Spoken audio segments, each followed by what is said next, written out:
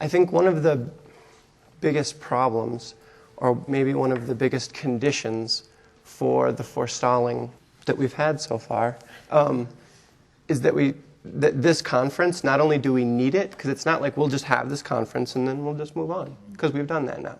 Yeah. But we haven't had these types of conferences before. Yeah. This hasn't been part of the process. Yeah.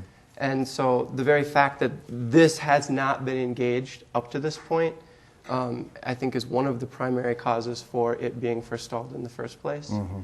And then I'm going to try to just shoot through a lot of possible conditions for our difficulty, but then because I have so many of them, the first one I want to say is a lack of appreciation for beauty. Mm.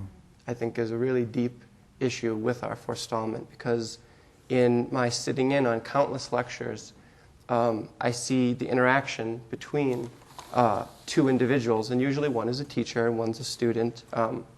It's not that there's not a teacher and a student, but it's just when we freeze those roles, I think we kill the situation. Mm-hmm. And I mean, how can the situation move and progress and develop and dance around if, you just freeze it?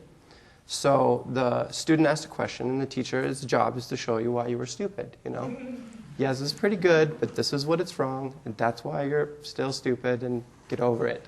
But oftentimes what happened, and to be honest, initially, that made total sense to me. Mm-hmm. I was like, yeah, and God, look at all these problems everywhere. No matter what you say, there's this issue, and it's wrong, and so on and so on and so on. But over time, people would speak, and it would just be like, wow, do you see the sparkling through there? Do you see the radiance sparkling through in what's being presented? Do you see the beauty that's actually present in what they're saying? It doesn't mean that there isn't any error, because we're like, oh, it's beautiful, and there's no error. So there's clarity or there's confusion, but it's clarity or confusion, which I think is a big confusion. And that's very clear. And I think that you have to be able to touch and work with that beauty. If you don't sense that beauty, I don't think you have any ability to work with error at all. And I know that I heard a teacher once, it was even after the 9/11, teachers, how many teachers seem human? Isn't this deal about, we're going to be actually fully human, but then the teachers are all, superheroes of some sort or another with capes and, cool names and everything.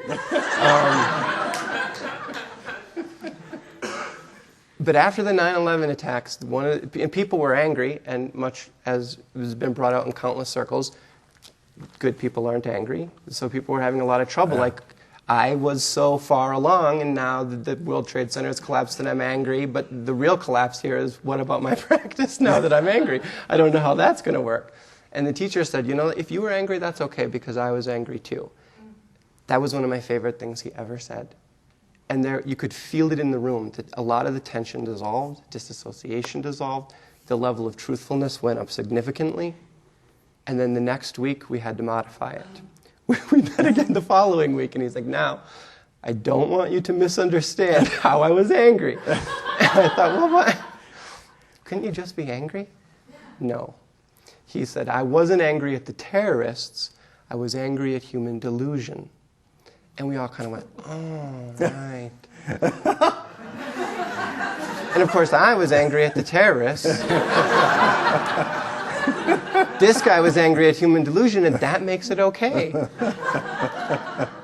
And luckily, I think there's a natural intelligence that if we just stay open to it, it will kick us a little bit out of these states. Because right away, something just seemed a little kind of fishy smelling there. I couldn't articulate exactly what it was, so I just stayed and just smelt that fishiness for a couple days and looked at anger a little bit. And I realized that whenever we're angry at something, and that the object that we're angry at is always, as part of its activity, justifying the anger so that it will continue. If you justify the object of the anger will never dissipate. And that's what we've done. And this is how are we ever going to be free from anger? If you're angry at human delusion, look around. What are we going to do? And although there's a pathological aspect to what I'm going to say next, what struck me is that there has to be a love affair with human delusion. To have any effectiveness, any efficacy at all, there has to be a love affair with human delusion. But this total love and this total acceptance is not justification or condoning or even propagating particularly. So I think that that's a big breakdown in this whole issue, is this level of appreciation of beauty. And that's how it first appeared to me, and it rambles on. Then I read Ken, and of course he said, everybody's right. And I thought, see, that's beautiful.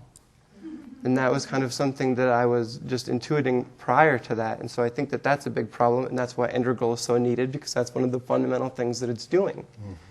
Even if we look at error, when we spot error, it almost seems like, and again, error has its own beauty, its own pathology, but when you spot error, often our tendency is then to be arrogant and to distance ourselves, and now not to be in communication, not to have any relationship, and now we know why I'm right. But then when we appreciate beauty, and I'm just talking about the feel of these things, when we appreciate beauty, what's the feeling?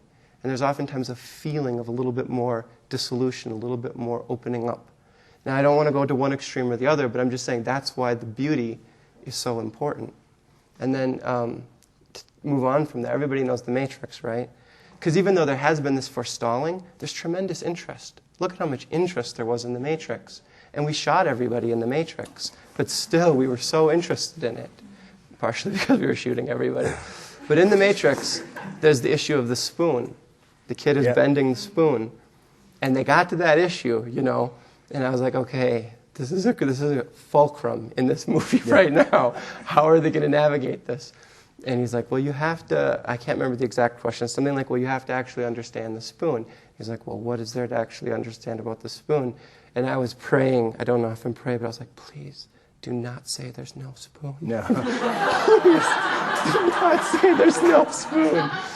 And the kid goes, that there's no spoon. And in the audience, now we're laughing, but at the time there was this collective like, oh. There was this collective groan, and I think that's the force of that groan is part of the forestalling of this process. Mm-hmm.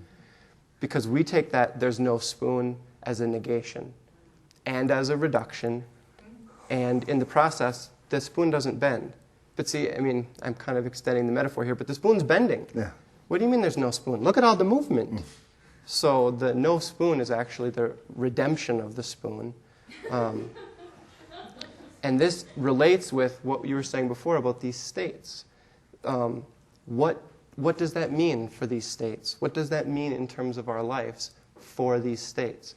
And we don't have a fundamental appreciation of what would that mean for us, but also what would that mean for teachers. So what happens is, and I don't think the teachers actually oftentimes have a very good understanding of what this means for them or anybody else either. And that doesn't mean we should persecute them, because we don't understand it either. So we're all in the same situation together, generally speaking. So the teacher doesn't tell us up front that they're a human being, so we assume that they're a superhero. Then the minute that they're human, we feel so disappointed, so let down. How could you be human? But actually, oftentimes the teacher's like, how could I be human? And so it's a big problem, and the teacher tries to find a way to make themselves not human, and we get angry, we see through it that they actually are human. And if we would recognize more of this process as it evolves and more of what it means to actually be human, I think that we would, because we have the same reaction with ourselves. I'm human? There was this thing that happened. There's still humanity taking place? What's the deal? So if we had a more of an understanding of that process, I don't think we'd be so disappointed with ourselves. I don't think we'd be so disappointed with teachers. I don't think teachers would be so disappointed with themselves or with their students. Student has some kind of state, and the teacher's like, yes, like, hot damn, we have something here. And then students still manifest humanity. It's like, oh. So I think those are just like a brief tour of some of our issues. Let me, one quick thing, and we can come back to this, but I'd like you to be thinking about, when we discuss this issue, to differentiate what would happen if there was more appreciation of this radiant beauty that is always present in these occasions, and becoming more human, allowing ourselves to be more human, versus going too far and the sort of the insipid spiritual friend side of the street that we've gotten into, and maybe you could differentiate that a little bit later. So okay. if you'll hold on to that thought.